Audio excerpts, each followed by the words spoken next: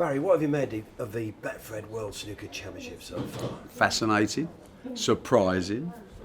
I thought there was going to be more shocks, but I think other than Jackson Page beating young Hawkins, that's probably the biggest shock of the tournament. What I'm enjoying seeing is, I think we all suffer from nostalgia as well. The old guard, the famous class of '92, still in there, kicking some backsides, playing some great snooker, but you are seeing the emergence of new young talent, and that's very important for the growth of the game. You don't want to lose all the household names, but number one, there's life in the old dog yet, is the message, and number two is watch this space, because there are people that want to win at the highest level, and I think as we get into the best of 25 frames, we're going to see some classic snooker. Why do you think the class of '92 are still doing so well? Because they're good.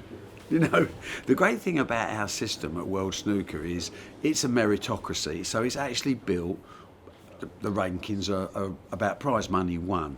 So obviously it's weighted towards the important events like the World Championships, as so it should be, as it is in many other sports.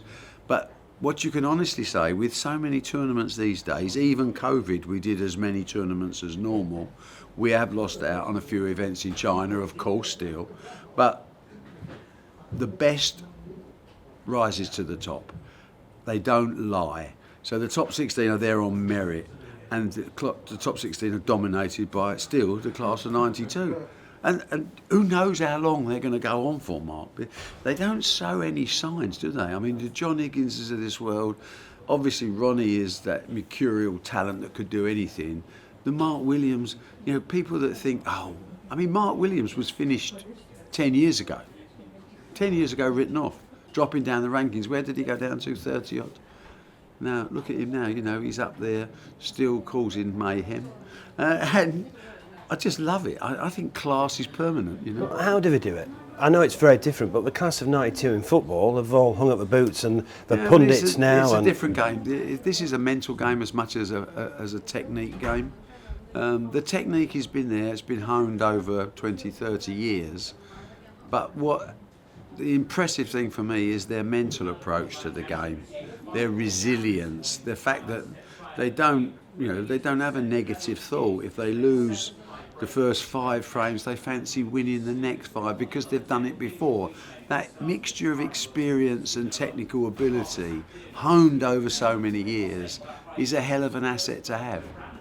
Ronnie O'Sullivan admitted to me this week that he should have won more world titles. Yeah, I mean, 6 is brilliant, yeah. but he probably should have won more, shouldn't he? Well, he probably could have done. I mean, Ronnie's is a strange mixture, as most geniuses are, you know. He's been in and out of love with the game, he's had other issues, he's had his occasional rucks with authority, whereas if he'd have just been out there concentrating on snooker, he probably would have won 7, 8, 9, 10 world titles already. He's good enough to do it, and he's good enough to win this. But it is tougher, it is getting tougher, because the bar has been raised by the class of '92, but the others are trying to re-raise the bar. Ying Xing Tong is a great example of a Chinese player that's coming in and looks really good. I mean, I think Ronnie's quoted as saying he thinks he's the future of the game.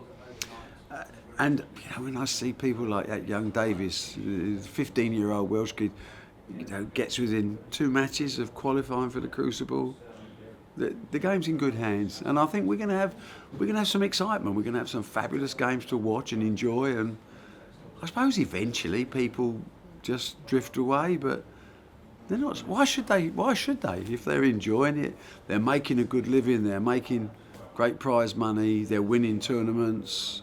Why should anyone stop? So I think they're the ones to beat. And Robertson is the exception of the new players. Probably Mark Selby as well. Let's not forget Mark, because he's reigning world champion, a great player. Those two on their day can beat anyone, as can Judd Trump. So we've got a hell of a mixture of the old guard, what I call the relatively new guard, which is Robertson, Trump, Selby, Kyron Wilson, those type of guys that have still got ambition and still believe they can win successive world championships. And then you've got the newcomers like the young Chinese players that say, why not us? And we want to change our lives. Yang Bintao looked very good yesterday. He's already won major events. But it's going to be fascinating. It is a soap opera with an ever-changing list of characters.